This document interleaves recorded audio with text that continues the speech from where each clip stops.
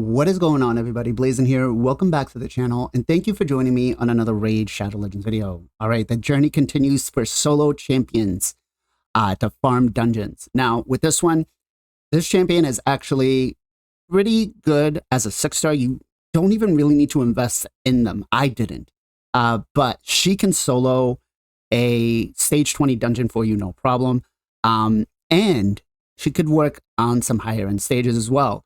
But Gera Bogbrew is a champion that you guys actually get eventually. Actually, I think they might have removed them because it took too long to get the champions out, but you might be sitting on her, right? Now, my Gerda, I mean, she's not something you want to look at, but I did build her. I didn't give her masteries. I didn't book her. Just a bare bone build, just to see what she could do. I did a few runs with her, right? Every run was not a problem. So let me show you guys what a budget build looks like for your Gerda. All right, so Gera Bogbrew. I mean, I know you guys love looking at her. Look at that. Look at that. That's just so gorgeous right there, right? But all right, let's be a little honest here. Great champion, just not visually, right? You really wish she was more like what's her name? The one that we use for Lady Annabelle. There we go. I know, bad thoughts. All right, let's talk about what we geared up with, right? We have her in a regen set and speed set. She is positive affinity, right? So we don't have to worry about being crit, which means we don't need to make sure that she is super stacked with stats. Refresh accessories are going to be the best one. We did have a counterattack accessory. It works out well. Stats wise. Now, I didn't go crazy, right? I put enough defense on her. She's at like 4.2k. I have her built with 61k HP. Honestly, you don't really need that much. You could drop down the defense and you could go more HP. It really depends up to you. But a healthy balance would be between 70,000 HP and about 3 to 3.5k defense. Speed-wise, we have her at 250, right? We don't care about crit rate. We don't care about crit damage. Resistance-wise, ideally, we want to be at 350. This is kind of low, so I need to beef it up a little bit, right? Accuracy-wise, we have her at 350. That's because we use her for Centranos, and we use her in some other areas of the game. But let's look at booking situation. No books. Done. Finished. No. Just popped her from the shards and got her. That was it. Brimstone is the mastery we did take. Now, again, I haven't tested it out. I'm planning to on more of a squishier champion, but emergency heal might be one that you want to look at, right? Masteries wise, we didn't take any, but if we were to take some, not that they wouldn't benefit, they would make the run significantly faster, but you would take Oppressor. Definitely, you could go down to Master Hexer along with Spirit Haste, Cycle of Magic. You take Lore of Steel, take Arcane Celerity, Charge Focus. You definitely take Swarm Smiter along with Pinpoint Accuracy. Come down, you take Deadly Precision, take Keen Strike along with Whirlwind of Death, and you take Heart of Glory, unless you're finding yourself below 50% quite a bit. Then you take Grim Resolve. You can definitely take Wrath of the Slaying along with Methodical. All right, so Gera Bogbrew is got a resistance lead aura, so it's not going to help us out because it's arena based. So if you really want to, you could put in your Nullhorn, who's got like a 27 defense, which is going to be great. Or you could put in whatever other one you might need. If, I don't know who this guy is, but it really depends. If you have a speed aura that you can use, then go for it. Go farm yourself some spirit hosts and use them as an aura, right? It'll definitely help out. So let's go ahead and start the run. We are, again, positive affinity.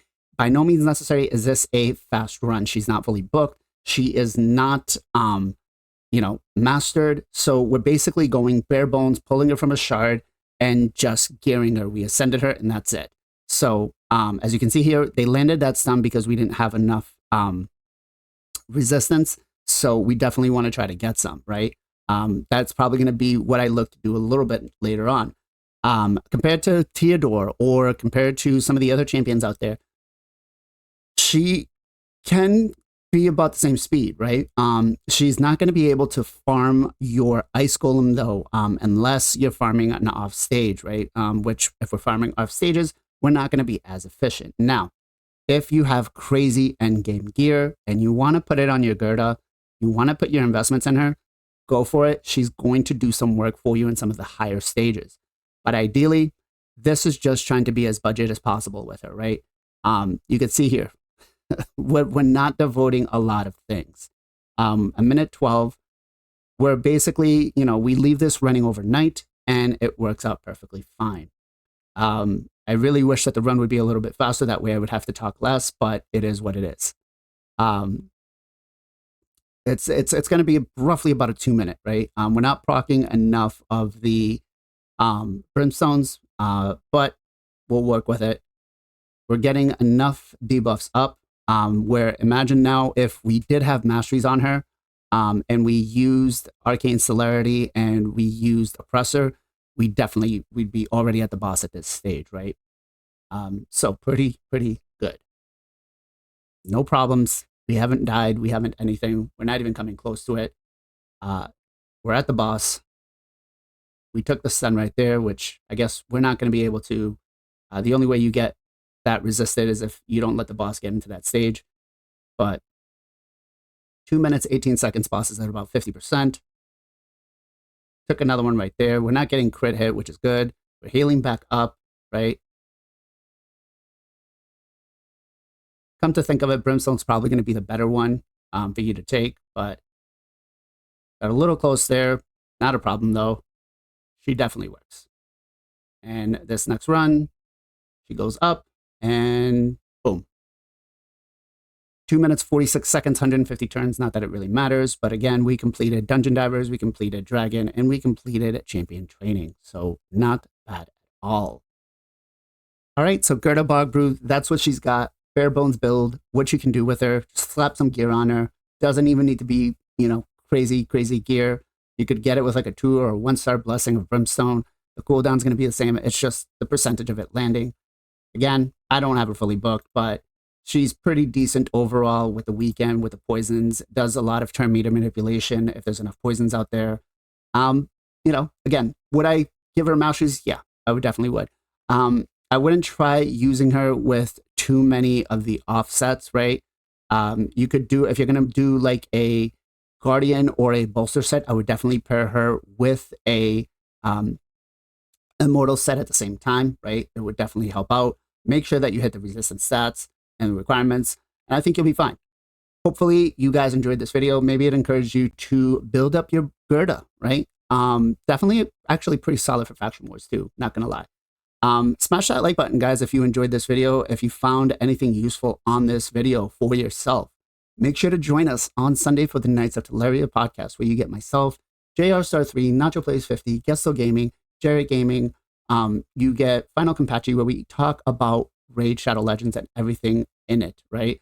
You get the perspective from multiple players, end game players, early game players, mid game players, free to play, pay to win, whales, krakens, mid tier spenders.